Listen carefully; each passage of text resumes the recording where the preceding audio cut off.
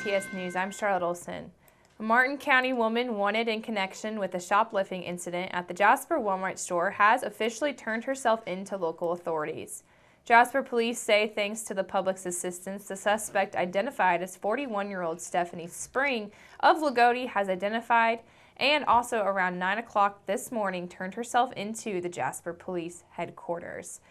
This incident happened on late Monday afternoon when the Jasper Police were asking for the public's assistance in their attempt to locate and identify a woman that they say was involved in a shoplifting incident, which happened yesterday afternoon at the North Side Jasper Supercenter.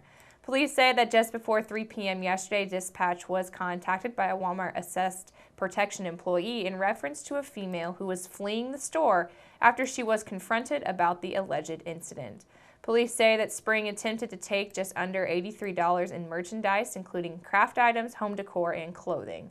She was charged with a Class A misdemeanor count of theft and was lodged in the Du Bois County Security Center. Again, Jasper Police Department appreciate the public's assistance in this case. A Jasper man who authorities say was driving while distracted and crashed his vehicle into the rear of a semi-tractor trailer alongside Interstate 64 in Warwick County walked away from the scene without injury. Indiana State Police say that around 8:30 last night, along with deputies of the Warwick County Sheriff's Department, responded to the two-vehicle crash on I-64 west of Linville that was caused by a distracted driver. A police investigation found that 21-year-old Derek Schmidt of Jasper was driving his 2015 Ford Fusion eastbound on I-64 near the 33.5-mile marker when police say that he looked away from the roadway to read a text message that he had received.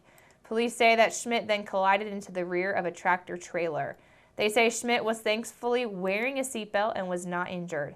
His vehicle was a total loss, and police say the driver of the tractor trailer, who was not identified by police, was not injured. Police are using the incident as another example as to why it's important to not drive distracted. An Evansville man is facing numerous charges after police responded to a call for shots being fired. Around 8:30 p.m. on Monday, Evansville police were called to the area of Jefferson and Bedford for a report of a fight. Officers were also told that at least one shot had been fired. 3 officers arrived and attempted to detain 28-year-old Marquel Smith, but he tried to flee in a car. During the encounter, 2 Evansville Police Department officers discharged their handguns. Smith continued to drive but crashed into a yard barn a short distance away. He was taken into custody after struggling with officers, and Smith was taken to a local hospital for evaluation, but it does not appear that he was injured during the police action shooting. Smith is facing numerous charges that include attempted murder and resisting law enforcement. The investigation is ongoing, and per the Evansville Police Department policy, the officers who fired their weapons will be placed on a 3-day administrative leave. Additional information will be released as the investigation allows.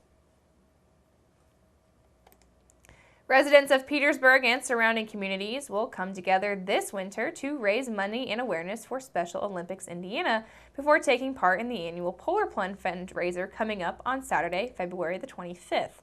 On-site registration for the event will take place on the beach at Prides Creek Park, and the address for that location is 1045 East County Road 400 North. Registration does begin at 10 a.m. with participants lining up to take the plunge into the lake at noon.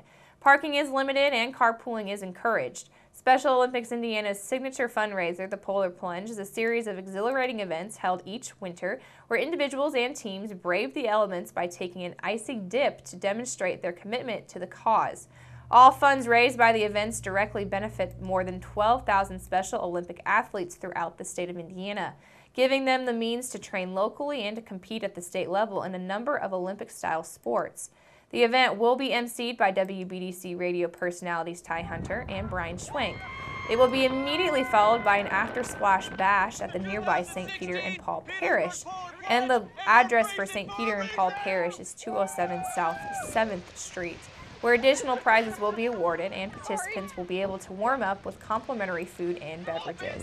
Spectators and guests are welcome throughout the day and can take part in the after-splash bash activities for a $5 fee. To date, the Polar Plunge has raised more than $3 million in support of the Special Olympics Indiana's year-round programs and events, including a record $690,232 in 2016 alone. More than 3,000 individuals are expected to take the plunge this year, with a total of 18 separate events scheduled in cities and towns across the Hoosier State. To learn more about the Polar Plunge, or to register, or just to make a contribution in support of a participating individual or team, visit www.polarplungein.org.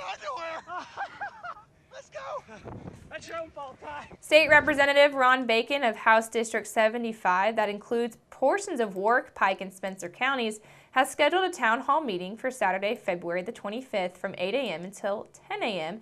at the Commander's Grill located at 118 West Locust Street in Boonville.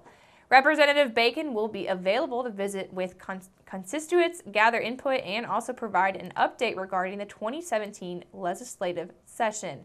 He encourages all members of the community to participate in this discussion. Coffee and donuts will be provided, and Suzanne Crouch hosted FFA at the State House for FFA Page Days as National FFA Week continues.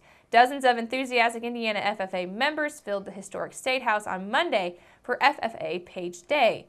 Along with experiencing a full day of legislative activity, the students were able to interact with their elected leaders while getting a behind-the-scenes look at their inner workings of the state government.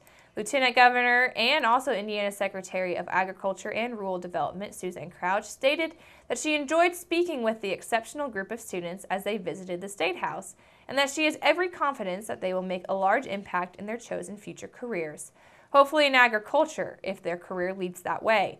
FFA Page Day started with a tour of the State Capitol building, which included the House and Senate chambers, the Indiana Supreme Court, and the Lieutenant Governor's office, just to list a few places that they visited.